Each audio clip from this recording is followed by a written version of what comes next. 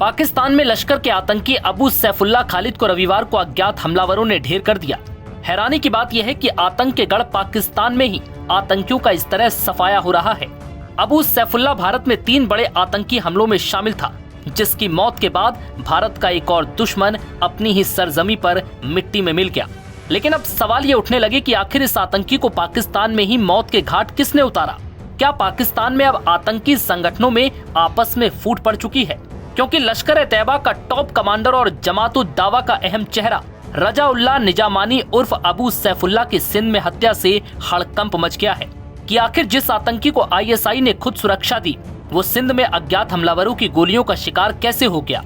क्या यह आतंकी गुटों के भीतर चल रही खींचतान का नतीजा है, या फिर अब पाक खुफिया एजेंसियों की पकड़ भी कमजोर हो चुकी है? अबू सैफुल्लाह उर्फ रजा-उल्लाह निजामानी बीते कई सालों से सिंध के बदीन जिले के मतली शहर में रह रहा था। वो मूल रूप से सिंध के ही मलान इलाके का निवासी था। जम्मू कश्मीर में आतंक फैलाने के बाद वो लंबे समय तक अंडरग्राउंड रहा और फिर नेपाल के रास्ते पाकिस्तान आया। रिपोर्ट्स के मुताबिक पाकिस्तान लौटने के बाद उसे गाजी का खिताब दिया गया और आईएसआई के संरक्षण में सिंध में बसाया गया, ताकि वो संगठन के अंदरूनी मिशनों को आसानी से अंजाम दे सके। पाकिस्तान के भीतर करीब 30 से अधिक आतंकी संगठन सक्रिय हैं। इनमें से कई समूह पाकिस्तान की सेना और आईएसआई के संरक्षण में काम करते हैं। लेकिन हाल के सालों में इनके आपसी मतभेद, वर्चस्व की लड़ाई और फंडिंग को लेकर झगड़े भी खुलकर सामने आए हैं। अबू सैफुल्लाह की हत्या एक सोची समझी साजिश थी या आतंकी गुटों के बीच टकराव का नतीजा? इस सवाल का अब तक कोई सटीक जवाब नहीं मिल पाया। लेकिन कई लोगों का मानना है कि जमात-उद-दावा और लश्कर जैसे संगठनों के भीतर नेतृत्व को लेकर मतभेद और ऑपरेशनल कंट्रोल को लेकर तनाव चरम पर है। साथ ही तहरीक-ए-तालिबान पाकिस्तान जैसे गुट, जो पहले लश्कर के सहयोगी थे, अब प्रतिस्पर्धा में आ गए हैं। ऐसे में किसी ने संगठन के भीतर से ही सैफुल्लाह को खत्म करवाया होगा। ये हो सकता है, ये संभावना क्योंकि बेहद प्रबल बताई जा रही है। अबू सैफुल्लाह की आतंकी यात्रा की शुरुआत भारत से ही हुई थी। वो 2005 में बेंगलुरु स्थित आईआईएससी हमले और 2006 में नागपुर स्थित आरएसएस मुख्यालय को निशाना बनाने और 2008 में रामपुर सीआरपीएफ कैंप पर हमले की साजिश में शामिल था। इन हमलों के बाद वो बांग्लादेश भाग गया, जहां उसने फर्जी पासपोर्ट और आईडी से खुद को छिपाया। बाद में नेपाल के काठमांडू में भी कुछ सालों तक अंडरकवर रहा। ये भी कहा जा रहा था कि वो नेपाल में अपना एक अलग फ्रंट तैयार कर रहा था। हालांकि 2012-13 के बाद वो पाकिस्तान लौट आया और आईएसआई की निगरानी में सिंध में बस गया। सैफुल्लाह संगठन के लिए ऑपरेशनल रणनीति तैयार करने वाला मुख्य चेहरा था। वो युवाओं की भर्ती, हथियारों की सप्लाई, फंडिंग के चैनल और भारत के खिलाफ आतंकी हमलों की प्लानिंग का जिम्मेदार था। लश्कर और जमात दोनों के साथ उसका गहरा जुड़ाव था। संगठन में उसे फील्ड कमांडर के रूप में जाना जाता था। उसे हाई वैल्यू टारगेट माना जाता था, जिस कारण आईएसआई ने उसे सीमित मूवमेंट की सलाह दी थी और सुरक्षा भी मुहैया कराई थी। अबू सैफुल्लाह की हत्या आतंकी नेटवर्क के भीतर के तनाव को उजागर करती है। पाकिस्तान भले ही सार्वजनिक मंचों पर आतंक से लड़ने की बात करे, लेकिन हकीकत ये है कि अब वो खुद अपने बनाए हुए जाल में फंस चुका है। सैफुल्लाह का अंत इस बात का उदाहरण है कि अब आतंकी भी पाकिस्तान में सुरक्षित नहीं रहे। नव भारत टाइम्स की रिपोर्ट।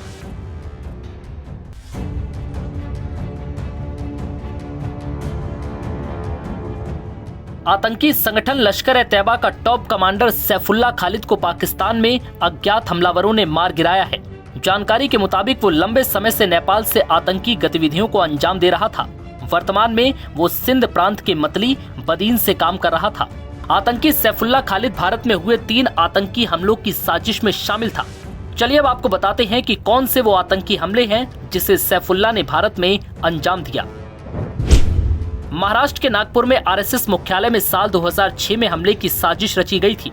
आतंकी एम्बेसडर कार में पुलिस के कपड़े पहनकर आए थे। हालांकि वो हमला करते उससे पहले पुलिस ने 3 आतंकियों को मार गिराया। इन लोगों के पास से AK-56 राइफल, हैंड ग्रेनेड और RDX मिले थे। साल 2008 में उत्तर प्रदेश के रामपुर में स्थित सीआरपीएफ कैंप पर हमला करवाया था। इस हमले में 7 जवान शहीद हो गए थे। इस मामले में एनआईए कोर्ट ने 3 लोगों को उम्र कैद की सजा सुनाई थी। बेंगलुरु में 2005 में हमला करवाया था।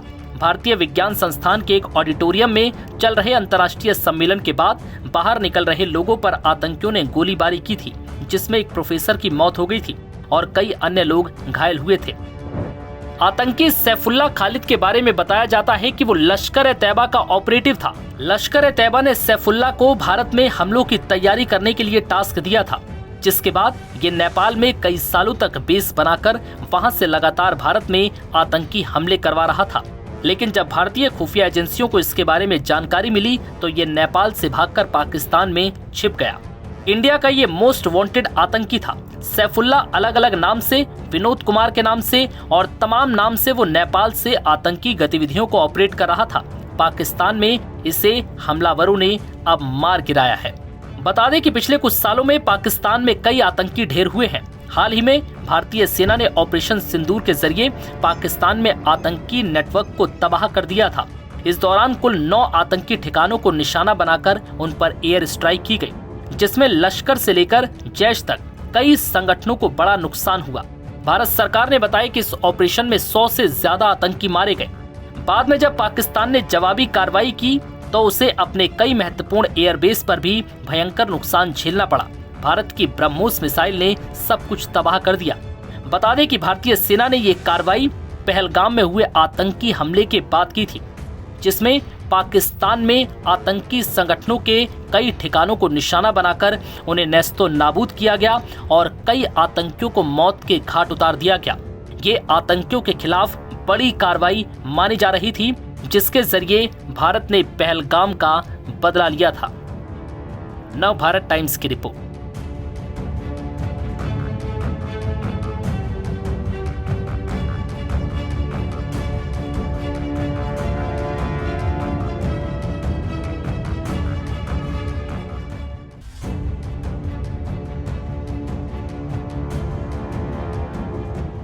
भारत में 3 बड़े आतंकी हमलों को अंजाम देने वाला लश्कर का टॉप आतंकी पाकिस्तान में मारा गया। सूत्रों के हवाले से मिली जानकारी के मुताबिक अज्ञात हमलावरों ने सैफुल्ला खालिद की पाकिस्तान के सिंध प्रांत में गोली मारकर हत्या कर दी। आतंकी सैफुल्ला ने भारत में 3 बड़े आतंकी हमलों को अंजाम दिया था, जिसमें 2008 में यूपी के रामपुर में सीआरपीएफ कैंप पर हमला, जिसमें 7 जवान शहीद हो गए थे। इससे पहले 2005 में बेंगलुरु में भारतीय विज्ञान संस्थान के एक ऑडिटोरियम में चल रहे अंतर्राष्ट्रीय सम्मेलन में बाहर निकल रहे लोगों पर आतंकियों ने गोली बरसाई थी और फिर 2006 में नागपुर में आरएसएस मुख्यालय पर हमले की कोशिश की थी। हालांकि जवानों ने 3 आतंकियों को मार गिराया था। जानकारी के मुताबिक अबू सैफुल्ला खालिद नेपाल में विनोद कुमार के नाम से काम करता था और कई सालों तक नेपाल में रहा और वहां उसने एक स्थानीय महिला नगमा बानू से शादी भी की।